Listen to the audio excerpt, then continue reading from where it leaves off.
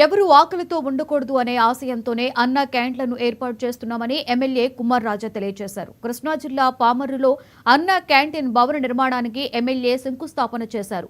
5 రూపాయలకు భోజనం ఎలా పెడతామో అంటూ వైసీపీ ప్రభుత్వం అన్న క్యాంటీన్స్ ను మూసివేసిందన్నారు.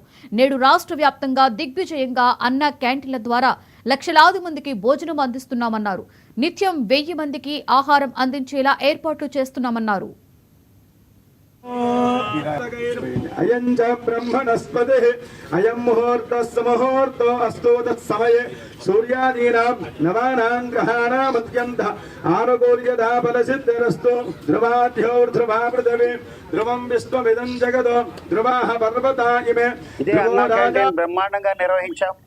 ఆకలితో ఉన్నవాడు పేదవాడు మధ్యాహ్నం పూట ఎవరు కూడా ఆకలితో ఉండకూడదు, ఆకలి వేస్తే అన్న క్యాంటీన్ వైపు చూడాలి అన్న చంద్రబాబు నాయుడు గారి యొక్క ఆకాంక్ష ఆ రోజు 2014-19లో బ్రహ్మాండంగా పేదవాడికి పట్టేడు అన్నం మంచి భోజనం 5 రూపాయలకే అన్న క్యాంటీన్ ద్వారా అందించడం జరిగింది.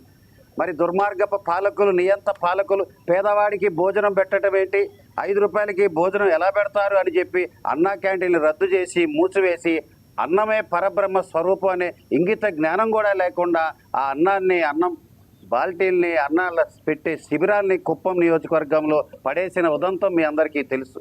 ఆ పాపం మూటగట్టుకున్నారు, ప్రజాగ్రహానికి గురయ్యారు, తగ్గ మూల్యం కూడా చెల్లించుకున్నారు. ఈరోజు సుపరిపాలన తొలి అడుగు కార్యక్రమంలో భాగంగా 12 నెలల ముఖ్యమంత్రి భద్రాచలం డివిజన్లో ఇసుక లారీల వల్ల వాహన